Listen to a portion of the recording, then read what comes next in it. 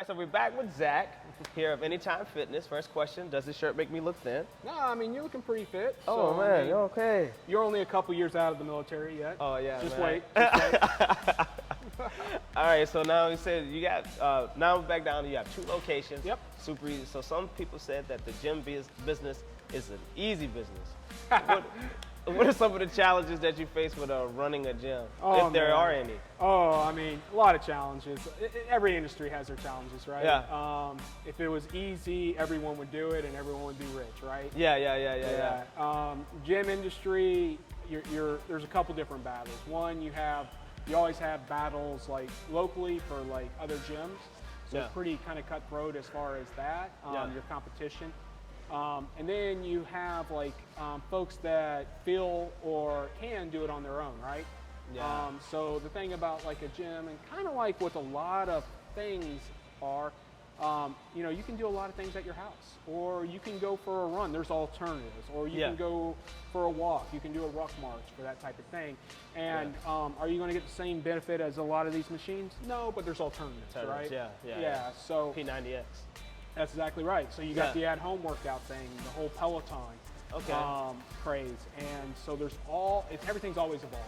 Okay. But I would say that's just about any gym or any industry in general, that there's this constant evolution that you got to keep fighting to make yourself relevant and at the center of it. All right, so in terms of generating revenue, what do you say that you guys' biggest moneymaker? Is it the getting people to sign memberships? Is it the classes? Is it the snack machine? Yeah, so we got a few different forms of revenue. Membership revenue is far and away the number one driver here, followed closely by training revenue. Okay.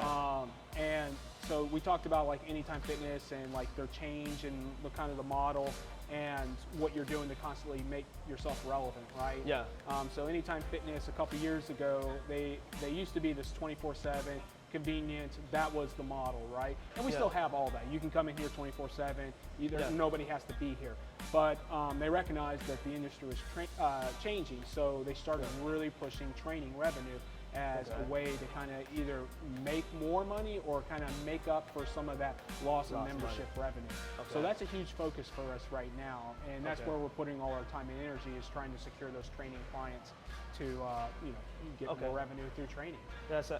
I'm sorry, I didn't mean to cut you off. Go ahead. So I remember you saying that the Anytime Fitness was appealing because of how small it was in the real estate. So what type of training or classes are you guys offering that you can expect to be offered at Anytime Fitness? Yeah, so we don't do classes. We do training sessions. Okay. So we'll just go to our value proposition, right, for Anytime Fitness members. Yeah. So smaller scale gym as far as square footage. But what we do is we charge a higher membership amount, so there's not a lot of people in here. It keeps the amount of folks down. Folks they're like, hey, I wish you were cheaper. It's like, well, you wouldn't want this to be a $10 a month gym because you wouldn't be able to do anything here. So this is for more folks that are looking for that, I guess, more semi-private type of experience, where you pay a little bit higher amount monthly, but the equipment is available for you when you want to use it. You're not tripping over people, that type of stuff. And then for the membership side, right? Yeah. But you still want that 24/7 convenience. You can come here 1 o'clock in the morning on Christmas Day if you choose to. Yeah. For the training, we look to hire exceptional trainers, like very much the subject matter experts in their field that focus on one-on-one training to get folks results. So we have a lot of tools and stuff that are available to kind of track that journey, right? So we have this thing called MyZone. It's a heart rate monitor that actually tracks how much you're working out and your calories and your effort that you're putting in throughout your workouts. Okay. We have this body fat composition, or this body composition scanner, that it'll tell you have 4.2 pounds of muscle in your right arm, 4.1 pounds in your left arm, 2.2 pounds of fat, so on and so on for all your different limbs. And what we do is we combine all that stuff for like the trainers, and they can try and track you over time. Okay. So if we're adding muscle mass to a person, typically the trainer's doing their job, right? Okay. Yeah. But if you still see like body fat going up, well, either diet's a problem or there's some type of other issue, and we can kind of diagnose that with the technology and stuff that we're utilizing, and our trainers are able to pass on to their clients. Okay. Do the trainers play a role in acquiring customers, clients? Oh, absolutely. Okay. So, typically what the lead salesperson is our training manager, and what they do is they find the customers and they set up the customers based on what they want and their goals and desires and that type of stuff. So they kind of guide them through that journey and make sure that they understand exactly what they're getting and what we can provide for them. Okay, awesome. So I hear you talk about trainers. So what other roles or responsibilities you need to have a fully functional gym? Whatever roles come into play in this thing? Yeah, so Anytime Fitness is probably a little bit different than some other gyms and stuff, but we typically have a facilities manager, who you met earlier. Okay. And then we have trainers or training managers. And between them, they're able to take care of most of the stuff. And in between, you'll have maintenance and stuff like that kind of come in, but those folks are the key personnel that take care of all the cleaning, the upkeep of the gym, and are able to take care of the customers and stuff. Okay. I want to kind of double back about the revenue, and you said like getting memberships. Does Anytime Fitness, the corporate, play a role in facilitating, helping you guys get new clients, or do they have a sense of responsibility for, they're like, you're going to get so many blah, blah, blah because you're a part of our brand?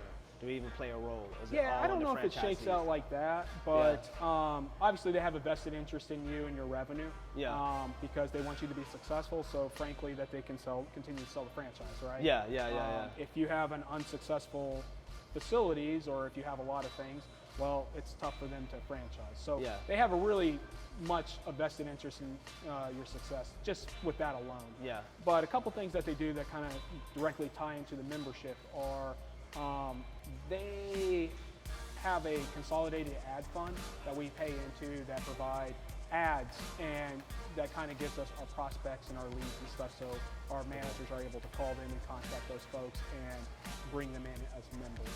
Okay. Additionally, they have like some of the processes defined that aid us in tracking those customers and making it easier for our employees to convert those into members as well. Okay.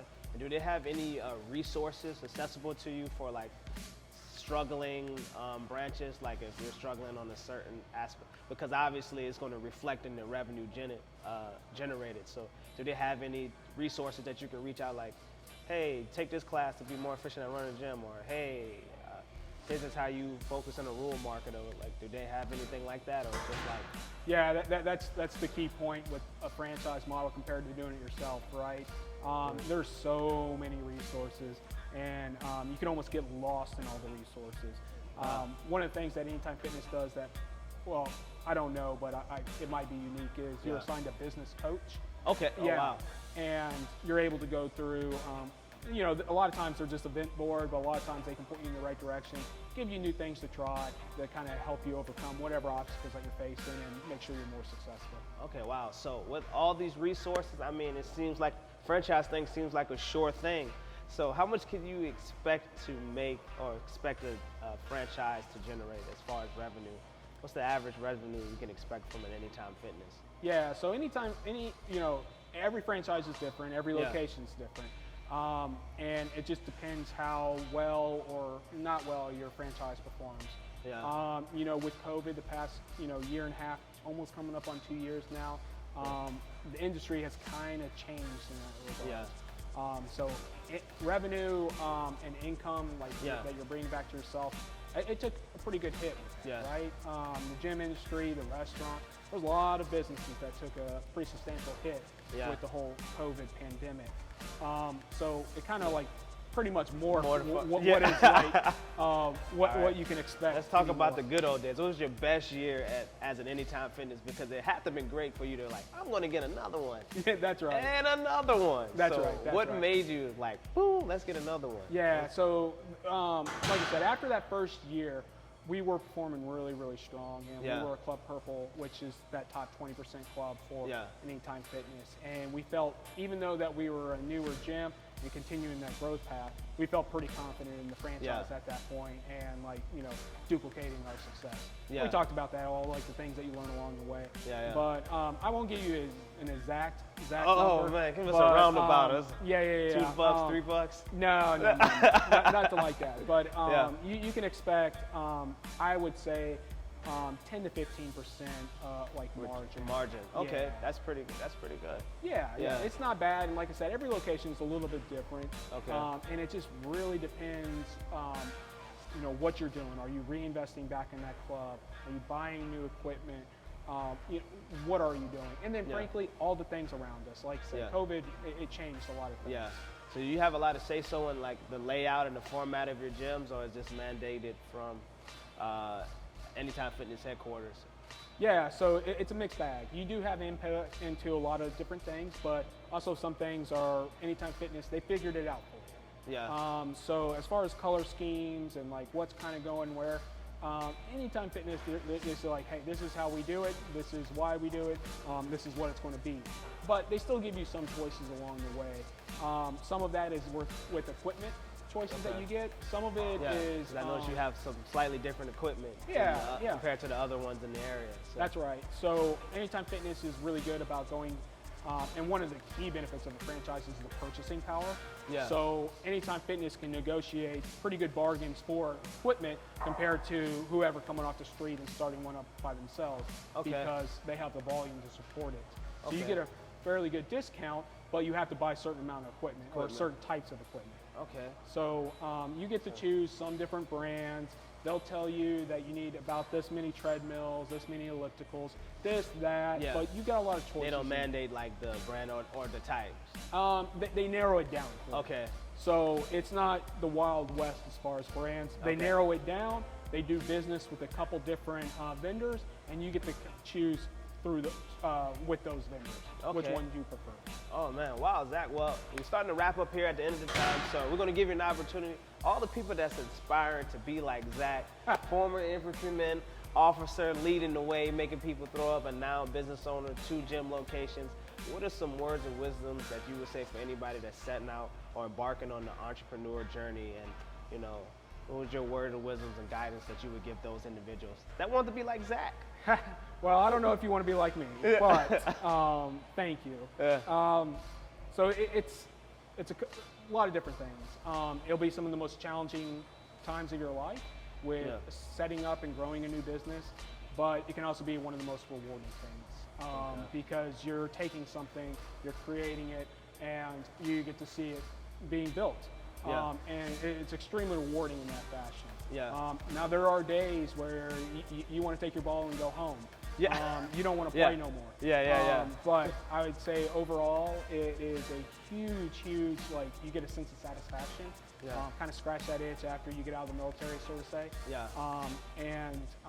You know, it's not many people get the I guess feel that. And most definitely. And on the flip side too, like, you know, if you're just looking for like, you know, calculated benefits of like you want to take out all that like you know, warmy fuzzy type stuff. It is an opportunity to make yourself money. And it's just how well you perform. And I guess one of the things with the military is like you learn to trust yourself, probably to a fault, and trust your abilities.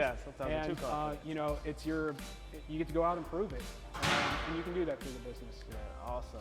All right, so Zach, one time for the people, your locations, where you located. If anybody want to join your gym, how do we go about doing that? Hey, we got 2 Anytime Fitnesses. This one is in Riverwood, that is on the outskirts, or in Evans, Georgia. And then we also have another location that is in Martinez, Georgia, off Fury's Ferry Road.